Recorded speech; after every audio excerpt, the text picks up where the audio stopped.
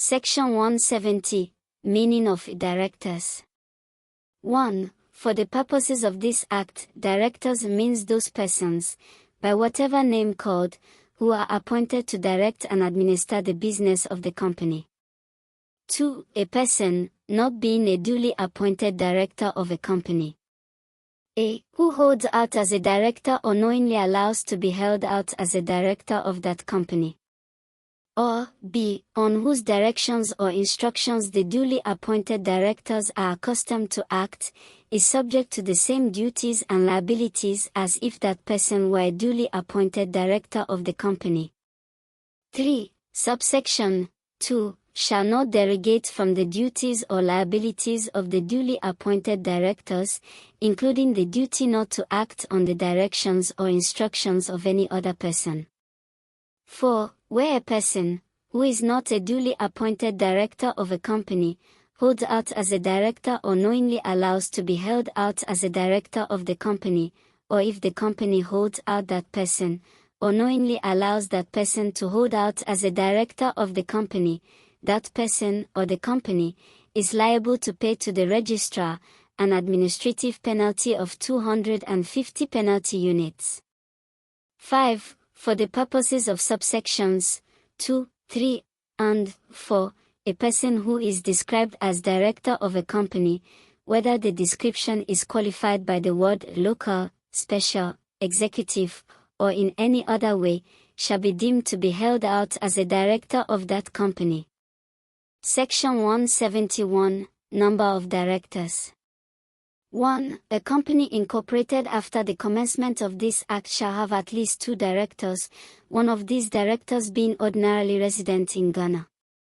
2. If at any time the number of directors is less than 2 in contravention of subsection 1, and the company continues to carry on business for more than 4 weeks after that time, the company, the director, and each member of the company that is in default is liable to pay to the registrar an administrative penalty of 25 penalty units for each day during which the company so carries on business after the expiration of the 4 weeks without having at least 2 directors. 3. Every director and every member of the company who is cognizant of the fact that the company is carrying on business with fewer than 2 directors are jointly and severally liable for the debts and liabilities of the company incurred during that time.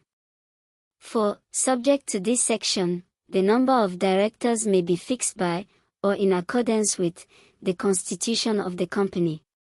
Section 172. Appointment of directors and filling of vacancy.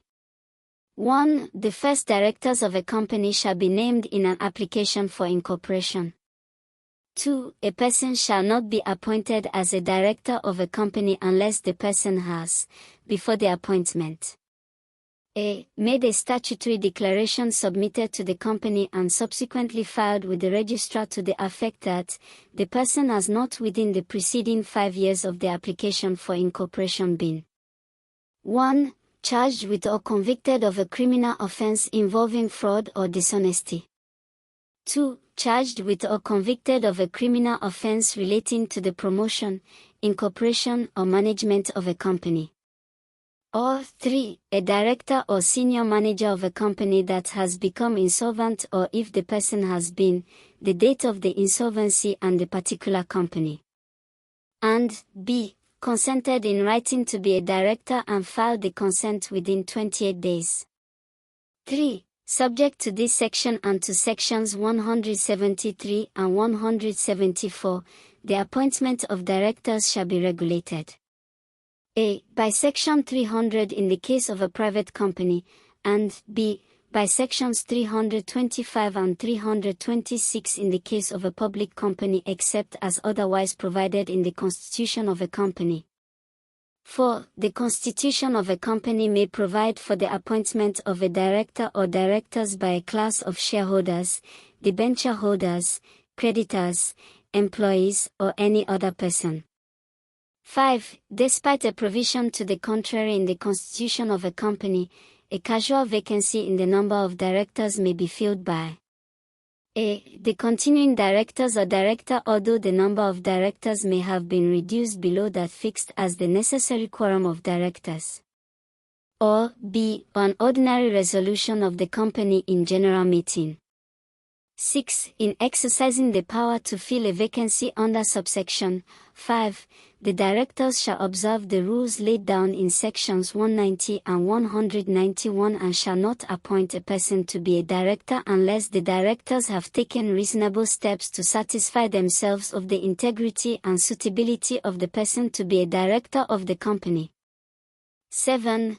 Where the casual vacancy filled under subsection 5 is one which, under the terms of the constitution of a company, should be filled by an appointment by a class of shareholders, debenture holders, creditors, employees, or any other person, the director appointed by the continuing directors or by an ordinary resolution of the company in general meeting, shall cease to hold office as soon as any other director is duly appointed in accordance with the Constitution. 8. In the event that a. There are no directors of a company, or the number of directors is less than the quorum required for a meeting of the board. And b. It is not possible or practicable to appoint directors in accordance with the constitution of the company. A shareholder or creditor of the company may apply to the court to appoint one or more persons as directors of the company, and the court may make an appointment if the court considers that it is in the interest of the company to do so. 9. An appointment by the court under subsection 8 may be made on such terms and conditions as the court considers fit. Section 173. Qualification of directors. 1. The following persons are not qualified to be appointed or to act as directors of a company. A. An infant. B. A person adjudged to be of unsound mind. C. A body corporate. D. A person who is prohibited from being a director or promoter of, or being concerned or taking part in the management of a company as a result of an order made under Section 177 so long as the order remains in force unless leave to act as director has been granted by the court in accordance with that section. And E. An undischarged bankrupt, unless that bankrupt has been granted leave to act as director by the court by which that person was adjudged bankrupt. 2. Where a person specified in subsection 1, other than a body corporate, or a person of unsound mind, acts as a director of a company or agrees to be appointed a director, that person commits an offense and is liable on summary conviction to a fine of not less than 500 penalty units and not more than 1,000 penalty units, or to a term of imprisonment of not less than 2 years and not more than 5 years, or to both the fine and the imprisonment. 3. Where a body corporate acts as a director or agrees to be appointed a director, the body corporate and every officer of that body that knowingly permitted the body corporate so to act or to be appointed is liable to pay to the registrar an administrative penalty of 1,000 penalty units. 4. Where a company appoints a person as director in contravention of this section, the company and every director of the company that is in default is liable to pay to the registrar an administrative penalty of 1,000 penalty units. 5. The constitution of a company may provide that classes of persons additional to those provided in subsection 1 are incompetent to be directors of the company. Section 174. Share qualification of a director. 1. Except as otherwise provided in the constitution of a company, a director is not required to be a member of the company or hold a share in the company. 2. Where the constitution of a company requires a director to hold a specified share qualification, every director shall obtain that qualification within 2 months after appointment as director or a shorter period that may be fixed by the Constitution. 3. The office of director shall be vacated if the director fails to hold the specified share qualification within 2 months after appointment, or if at any time after the expiration of that period that person ceases to hold that qualification.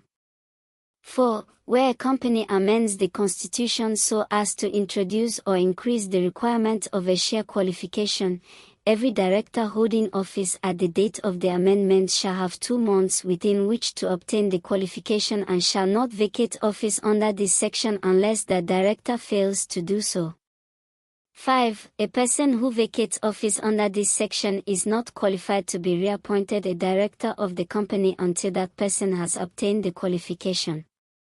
Section 175. Vacation of office of director. 1. The office of director shall be vacated if the director a. becomes incompetent to act as a director by virtue of Section 173. b. ceases to hold office by virtue of Section 174. Or c. resigns from office by notice in writing to the company. 2. The Constitution of a company may provide for the termination or vacation of office in circumstances additional to those specified in subsection 1. Section 176. Removal of directors. 1. Subject to Section 327 and to this section, a company may by ordinary resolution at a general meeting remove from office all or any of the directors despite anything in the constitution of that company or in an agreement with the director. 2. A resolution to remove a director shall not be moved at a general meeting unless notice of the intention to move the resolution has been given to the company not less than 35 days before the meeting at which the resolution is to be moved. 3. If after notice of the intention to move the resolution is given to the company, a meeting is called for a date 35 days or less after the notice has been given, the notice is properly given for the purposes of subsection 2. 4. The company shall give the members notice of the resolution at the same time and in the same manner as the company gives notice of meeting or, if that is not practicable, shall give the members notice of the resolution in the same manner as notices of meetings are required to be given not less than 21 days before the meeting. 5. On receipt of notice of an intended resolution to remove a director under this section, the company shall immediately send a copy of the notice to the director concerned and that director, whether or not is a member of the company, is entitled a. to be heard on the resolution at the meeting, and b. to send to the company a written statement, copies of which the company shall send with each notice of the general meeting or, if the statement is received too late, shall immediately circulate to each person entitled under subparagraph 1 of paragraph 1 of the 8th schedule, to notice of the meeting in the same manner as notices of meetings are required to be given. 6. The company is not required to send or circulate the statement if a. the statement is received by the company less than 7 days before the meeting, or b. the court, on an application by the company or any other person who claims to be aggrieved, so orders on being satisfied that 1. the statement is unreasonably long, or 2. the rights conferred by this section are being abused to secure needless publicity for defamatory matter, and the court may order the cost of the applicant to be paid in whole or in part by the director although the director is not a party to the application. 7. Without limiting the rights of the director to be heard orally on the resolution, the director may, unless the court makes an order, also require that the written statement by the director be read to the meeting. 8. A vacancy created by the removal of a director under this section, if not filled at the meeting at which the director is removed, may be filled as a casual vacancy in accordance with Section 172. 9. This section does not deprive a director who has a service agreement with the company of a right to a. compensation to which the director may lawfully be entitled under that agreement on the termination of the directorship, or b. damages if the removal from the directorship constitutes a breach of the service agreement. Section 177. Restraining fraudulent persons from managing companies. 1. Where a person is convicted, whether in the Republic or elsewhere, of an offense involving fraud or dishonesty. 2. An offense in connection with the promotion, formation or management of a body corporate. 3. an offense involving insider dealing. Or 4, any other criminal offense which is not a misdemeanor. B, a person is adjudged bankrupt whether in the Republic or elsewhere. C, a person has been culpable of a criminal offense, whether convicted or not, in relation to a body corporate or of fraud or breach of duty in relation to a body corporate. D, it appears that a person is debarred by the competent authority from being a member of a recognized professional body as the result of a disciplinary inquiry. Or E, there is an ongoing investigation by a criminal investigating body or by the registrar or the equivalent in a foreign jurisdiction regarding the matters in paragraphs A to D. The court, on its own motion or on the application of a person referred to in subsection 6, may order that that person shall not, without the leave of the court, be a director of, or in any way, whether directly or indirectly, be concerned or take part in the management of a company or act as auditor, receiver, or liquidator of a company for the period specified in the order. 2. Without limiting subsection 1, a person is automatically disqualified for appointment as director or to act as a director of a company for a period of 5 years if that person has A. Been convicted within the last 5 years of an offense involving fraud or dishonesty, or relating to the promotion, formation or running of a company. B. Has been a director or senior executive of a company that has become insolvent within the last 5 years on account of or partly as a result of the culpable activities of that director. Or C. Has been disqualified to act as company secretary, receiver, manager or liquidator of a company. Skips the remaining subsections under Section 177. Section 178, Duty of Director to report disqualification. 1. On becoming aware of the disqualification to act as director, the director concerned shall immediately report the disqualification to the board and the company secretary in writing. 2. A director who refuses to disclose or misreports the disqualification within 21 days of the disqualification commits an offense and is liable on summary conviction to a fine of not less than 500 penalty units and not more than 1,000 penalty units, or to a term of imprisonment of not less than 2 years and not more than 5 years, or to both the fine and the imprisonment. 3. A vacancy created by the disqualification of a director under this section may be filled as a casual vacancy in accordance with Section 172. Section 179, Duty of company to fill vacancy of disqualified director. 1. Where a company ceases to have the minimum number of directors, the board of directors of the company shall fill the vacancy of a disqualified director in accordance with Section 172. 2. The board of directors shall deliver or cause to be delivered to the registrar for registration notice in an approved form of the change in the directors of chart company as a result of a disqualification of a director. 3. The notice shall be delivered to the registrar within 28 days after the company becomes aware of the disqualification or the relevant court order is made and shall be accompanied with A statutory declaration of the new director to be a director, and B. A consent form signed by the new director to signify acceptance to be a director.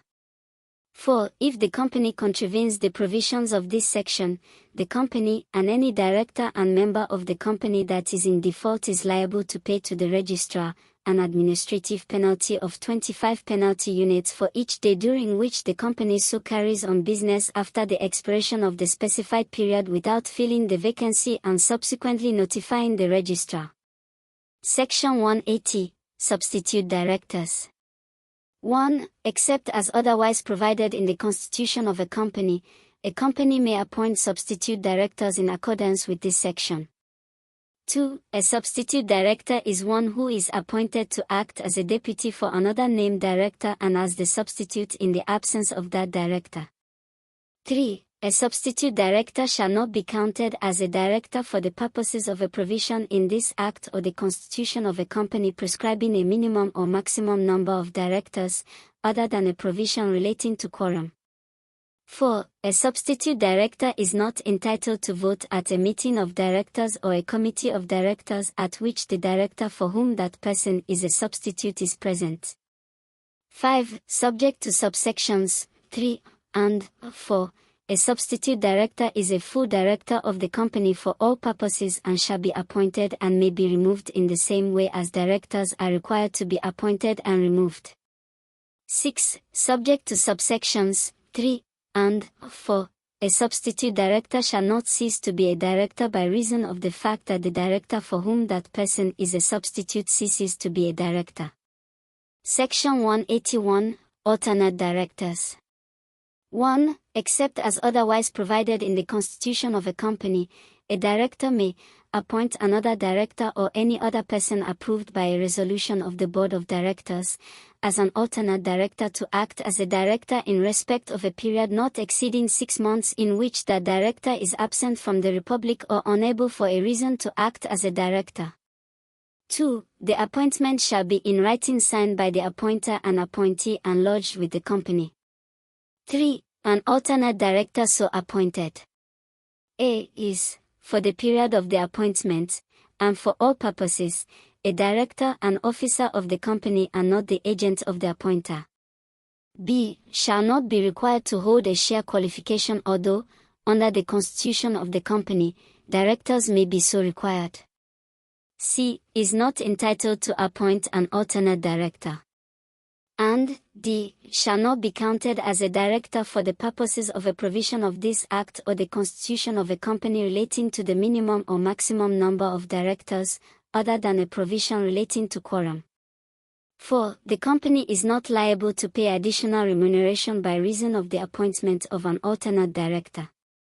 5. The registered constitution of a company may provide that A. The alternate director shall be entitled to receive from the company during the period of the appointment, the remuneration to which the appointer, but for the appointment, would have been entitled. And B. The appointer shall not be entitled to remuneration for that period. 6. In the absence of a provision in the registered constitution referred to in paragraph B of subsection 5, the alternate director is not entitled to be remunerated otherwise than by the director appointing the alternate director. 7. An alternate director who is personally a director shall have an additional vote for each director for whom the alternate director acts as alternate director at every meeting of the directors. 8. The appointment of an alternate director shall cease. A. At the expiration of the period for which the appointment was made. B. If the appointer gives written notice to that effect to the company. C. If the appointer ceases for any reason to be a director. Or D. If the alternate director resigns by notice in writing to the company. 9. Until the cessation of the appointment of an alternate director, both the appointer and appointee are and may act as directors of the company, but an alternate director, unless personally a director, shall not attend or vote at a meeting of the directors or a committee of directors at which the appointer is present. Section 182. Residence of directors in the country. 1. At least one director of the company shall at all times be resident in the Republic. 2. In the event of a willful breach of subsection 1, the company and every director of the company that is in default is liable to pay to the registrar an administrative penalty of 25 penalty units for each day during which the default continues. 3. The rights of the company concerned under or arising out of a contract made during the time that a director of the company is not resident in the Republic are not enforceable by action or any other legal proceedings. 4. For the purposes of subsection 3. A. The company may apply to the court for relief against the disability imposed by subsection 3, and the court, on being satisfied that it is just and equitable to grant relief, may grant the relief generally or as regards a particular contract and on the conditions that the court may impose. B. The rights of any other party as against the company, or any other person in respect of the contract are not limited. And C. If an action or a proceeding is commenced by any other party against the company to enforce the rights of that party in respect of the contract, subsection 3. It does not preclude the company from enforcing in that action or proceeding by way of counterclaim, set off or otherwise, the rights that the company may have against that party in respect of that contract. Section 183. Executive Directors. Except as otherwise provided in the constitution of a company. A director may hold any other office or place of profit under the company, other than the office of an auditor, in conjunction with the office of director. B. The directors may from time to time appoint one or more of their body to any other office for the period and on the terms that the directors may determine and, subject to the terms of an agreement entered into in a particular case, may revoke the appointment. C. Subject to compliance with Section 185 and subject to Section 214, that office may be remunerated by way of salary, commission, share of profits, participation in pension and retirement schemes, or partly in one way and partly in another, as the directors may determine. And D. In exercising the powers under this section, the directors shall observe the rules laid down in sections 190 and 191 and, in particular, in determining the amount of remuneration, shall satisfy themselves that the amount of the remuneration is reasonably related to the value of the services of the holder of the office. Section 184. Managing Directors. Except as otherwise provided in the constitution of a company. A. The directors may from time to time appoint one or more of their body to the office of managing director and Section 183 shall apply to that appointment. B. The appointment of a managing director shall be automatically determined if the holder of the office ceases from a cause to be a director and, unless the agreement entered into in a particular case otherwise provides, the determination shall not constitute a breach of the contract with the company. And C. The directors may entrust to and confer on a managing director any of the powers exercisable by them on the terms and with the restrictions that the directors think fit, and collaterally with, or to the exclusion of the powers of the directors and, subject to the terms of an agreement entered into in a particular case, may from time to time revoke or vary all or any of those powers. Section 185. Remuneration and other benefits of directors. 1. Subject to this section, the fees and any other remuneration including salary payable to the directors in whatever capacity, shall be determined from time to time by ordinary resolution of the company, and not by a provision in an agreement. 2. The fees payable to the directors as directors shall be determined from time to time by ordinary resolution of the company and not in any other way. 3. Unless otherwise resolved, the fees payable to directors accrue from day to day and the directors are entitled to be paid the traveling and other expenses properly incurred by the directors in attending and returning from meetings of the directors or a committee of the directors or general meeting of the company or otherwise in connection with the business of the company. 4. Where a director holds any other office or place of profit under the company in accordance with Section 183 or 184. The terms of the appointment may provide for the remuneration in respect of the appointment, but that director is not entitled to a remuneration additional to the fees to which that person is entitled as director unless the terms of the appointment to that office have been approved by ordinary resolution of the company. 5. The registered constitution of a company may make provision for benefits payable to directors including A. Compensation for loss of employment as director or former director. B. Insurance benefits.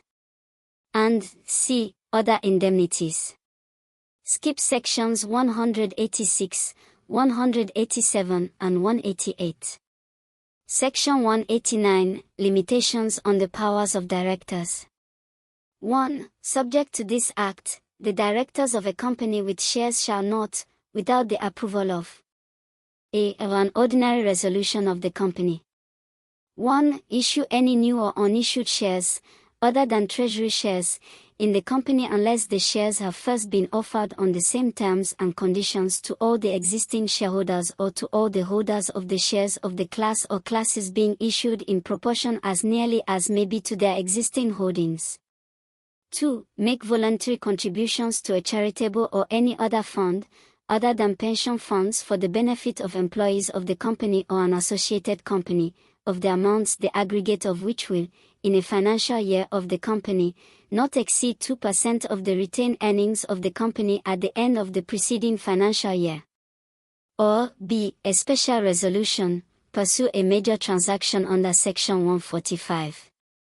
2. A resolution of the company shall not be effective as approving a transaction as is referred to in subparagraph I of paragraph A of subsection 1, unless the resolution authorizes in terms the specific transaction proposed by the directors. 3. A resolution of the company shall not be effective as approving a transaction as is referred to in paragraph B of subsection 1, if passed more than 1 year before the issue of the shares, unless the issue is in accordance with a scheme for the time being in force relating to the issue of shares to or for the benefit of persons genuinely in the employment of the company or any of the associated companies. 4. Subsection 3 shall not apply to a public company which has some or all of the equity shares of that public company being dealt in on an approved stock exchange.